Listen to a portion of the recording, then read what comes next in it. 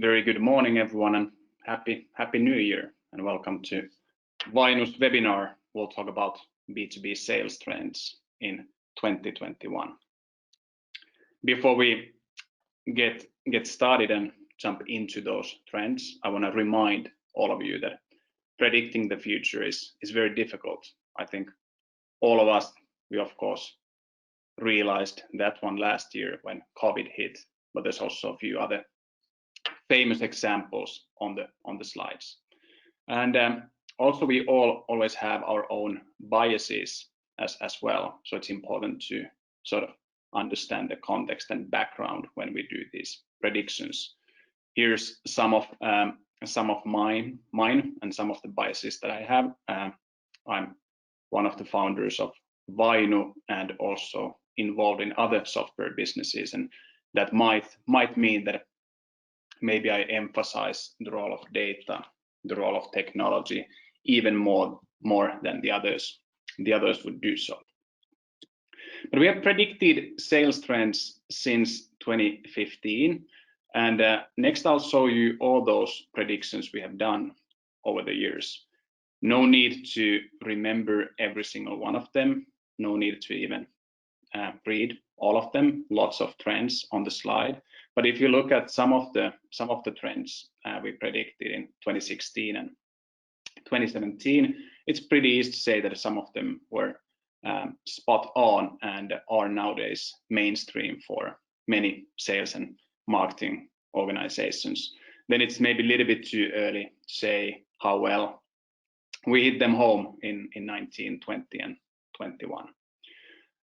Another way to look at all these trends, 36 in total, is to categorize them into 3 different categories.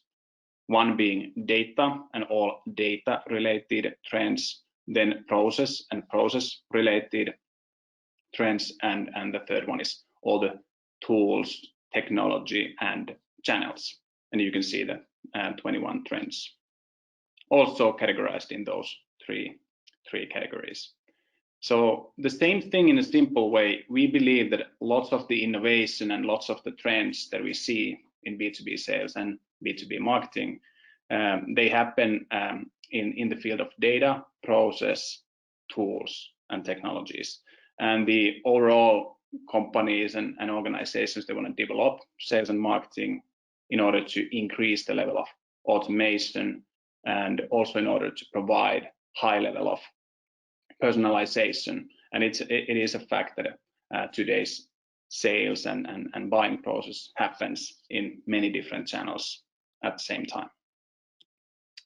So let's jump into the trends of 21. So this year, of course, last year, everybody knows that COVID-19 pushed us and many of us into remote mode. And I think it's interesting to analyze and realize that for the first time ever, we saw lots of those things that used to require face-to-face meetings and face-to-face contacts. Those things were made completely remotely for the first time ever and completely remotely at scale.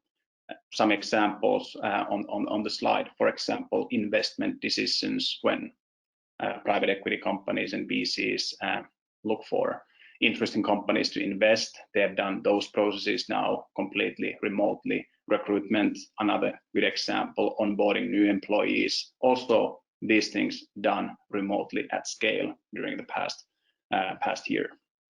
And same definitely applies to buying and selling.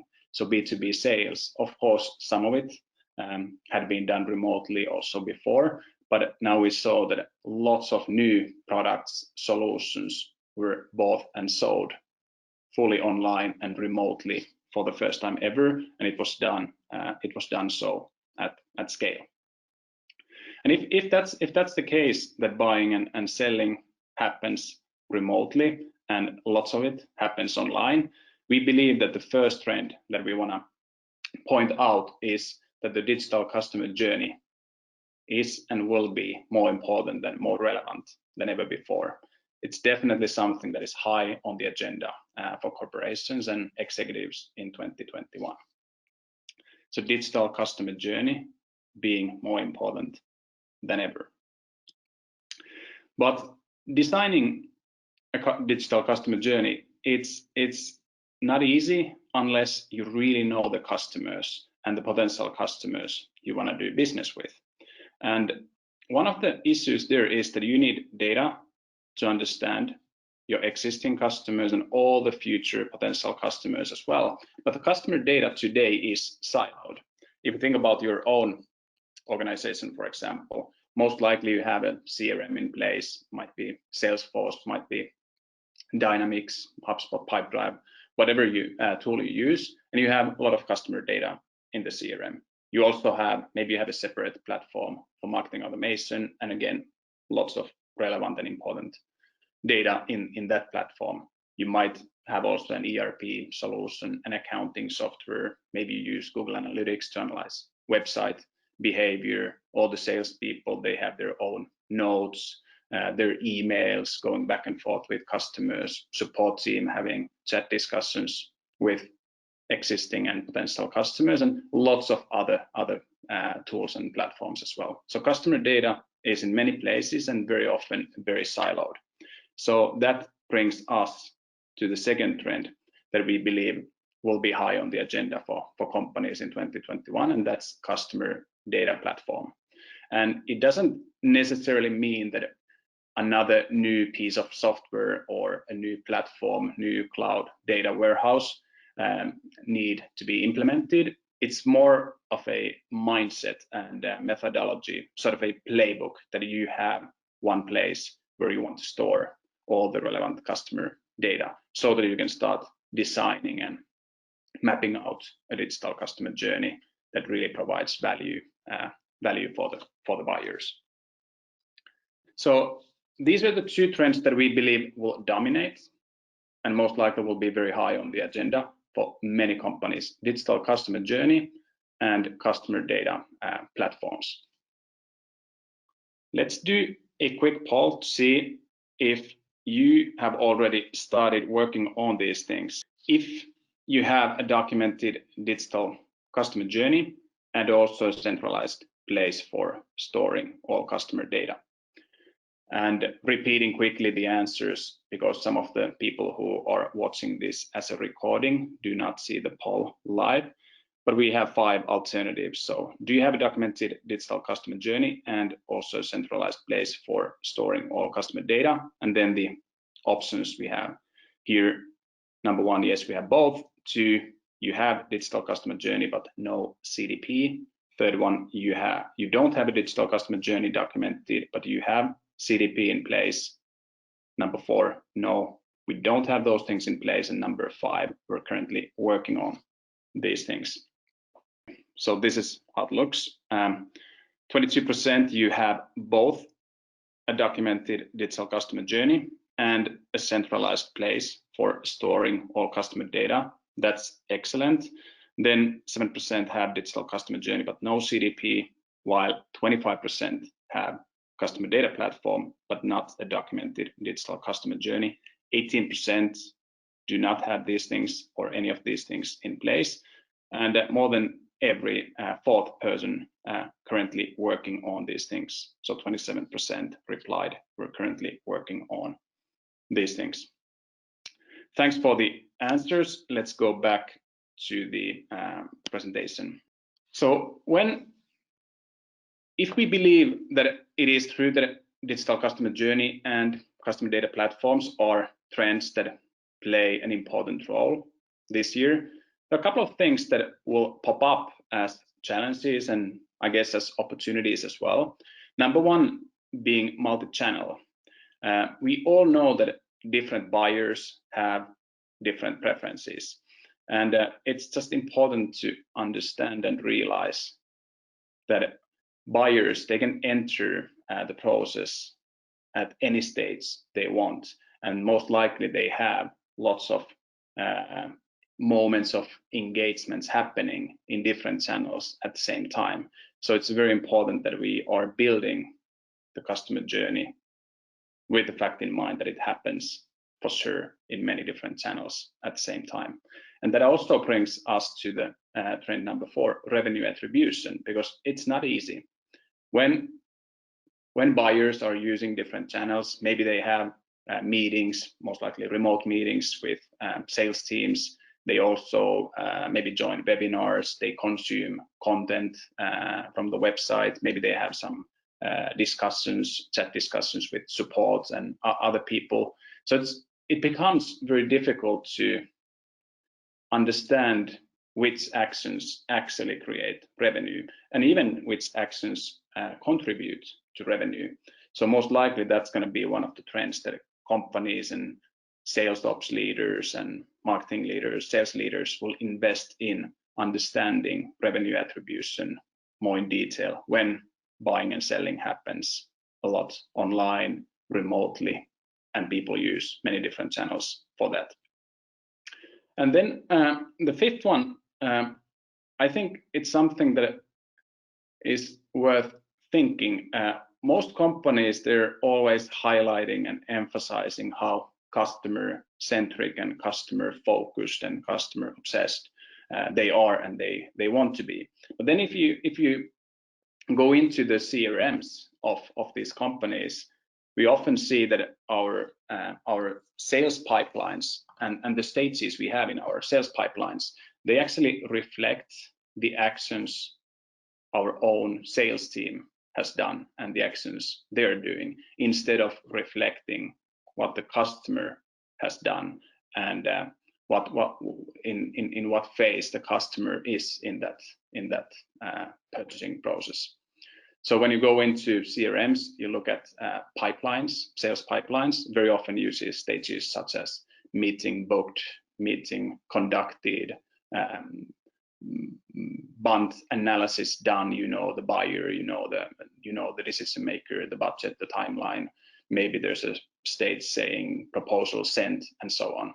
But what if we started tracking the processes based on customer behavior? Maybe first they have identified that there's some sort of pain point and there's a need for something. Maybe they then enter information collection research phase. And then at some point they are in the phase of comparing different alternatives, different vendors, and so on. So I think we'll see that more and more companies most likely will try to also have the customer in those sales pipeline stages and not only look at the internal things their sales team has done. Then for decades, and at least as long as I can remember, sales and marketing leaders and professionals, they've always had this one very old same dilemma: quantity versus quality. And of course, it's very easy to make people nodding by saying that, yeah, it's important to find a balance and maybe quality is more important than quantity. But it's been a real issue for sales and marketing people because you need both. Very often you need both to reach your goals. A concrete example here is that it goes without saying, and we all know that we can increase conversion if we personalize. If we invest more time in those moments of engagement with customers, we can increase conversion and yield better results. But the fact is that it takes time, and it might mean that you simply do not have high enough volume if you always personalize a lot. But the good news is a little bit like I think Bob Dylan said already almost 55 years ago, the times are changing, and they're changing because of a lot more data available, and data helps you to personalize, and also because of development in technology and platforms that help you to increase level of automation. It helps you to do things at scale. So already a year ago, when we discussed trends for the decade and for 2020, I think this is really in the core of everything sales and marketing leaders are doing and planning and what they want to do. They want to personalize at scale. So they want to personalize and really focus on the quality of those moments when they engage with customers, but they want to do it at scale. They don't want to give up the high volume that is often needed to get the results. So personalization at scale in one form or another will be very high on the agenda for sales and marketing leaders. And when you personalize the digital customer journey, and especially when you do it at scale, our thinking goes that your success will often be defined in those micro moments. We call them B2B Micro Moments. And I think it was actually Google who coined the term a while ago. And for Google, the micro moment means all those moments when consumers take their mobile phone and do sort of an ad hoc search regarding potential purchase or buying something. So those moments when they take their mobile phone and do some research. But I think in the context of B2B, those micro moments are happening as well. And they happen in many different channels. So a good example is that if you're doing a longer process with a company, and then it might be that the important buyer, decision maker, or any other important stakeholder in the buying process, it might be just a random moment in between meetings, right after the webinar, whatever, when they realized, hey, now I actually have time to check and look at for example, the company data provider his or her colleague mentioned yesterday. And then in those moments, we needed to win. In those micro moments, we needed to be able to play the A game. It might be a quick phone call with a salesperson. It might be a quick check they do with support. It might be simply a website visit where they check FAQs or other resources companies providing. But we needed to win the business in those moments. But summary for 2021 trends: digital customer journey, customer data platforms. Those are the two trends we believe will dominate. And then, because the buying process happens online, it happens also in many channels at the same time. So multi-channel being one of them. Revenue attribution, it's hard, but it's important to do so that you realize and understand the actions that create revenue and contribute to revenue. Sales pipeline stages hopefully will be more customer facing and not only reflect internal actions done by the sales team. And then these micro moments, I don't know if that term will really get a flying start in B2B, but all those moments when your buyers are engaging with you, and as I said, it might happen very randomly and suddenly, and you cannot really decide the channel where it happens, but you need to win in those B2B micro moments. In the first slide, or maybe it was slide number 3, when I showed you the past predictions, we had 6 trends per year. So in total, 36 trends. When we categorized them into 3 categories, we only had 35. So 1 was missing. So 1 did not belong to any of these categories. And I'm pretty sure it's early morning, almost impossible to remember which one it was. So I'm going to show it to you. It was this one. The gap between good and not so good sales organizations is widening. And I think this applies to sales and marketing leaders as well. It's simply very important that you're on top of the game and you know these trends and realize what's going on. You might also realize that I lost focus for a second since I lost light in the room. Hopefully you're fine, but life is full of surprises. But anyways, the gap between good and not so great sales organizations is widening. The good news is that you decide which group you belong to. So it's up to you. And I think hopefully these trends also help you understanding what are the important things to focus on so that you end up building a modern sales and marketing organization and the critical skill sets needed to be on top of the game. One way to start building things, if you want to personalize at scale and act real time, one way to do it is to start understanding things that you can automate, things that allow you to personalize and things that you want to systematically do. Here's an example. And this slide might look a little bit confusing or complex at the beginning, but if you pay attention, it's fairly easy to understand. So I'll explain it briefly. Please close down the other tabs and look at the slide. So it's about identifying changes that are important for your business, and then creating very systematic actions based on them. So every time when an important change happens, for example, every time when a new key decision maker is appointed within the companies that meet the criteria of your ideal customers, then you want to do an action, a very concrete action. Maybe it's create a lead in CRM, maybe it's create a task in CRM, maybe you simply want to update a record, maybe you want to update marketing list in your marketing automation system, but you want to create an action. You define that, and then you also define where that action happens in CRM, in Excel, Google Sheets, Slack, and so on. And at the end, you also identify and define the information that needs to be included. For example, if you create a lead in CRM, what information needs to be in there. And I think important that if you could fill this sentence a few times, basically as many times as you can think of important changes.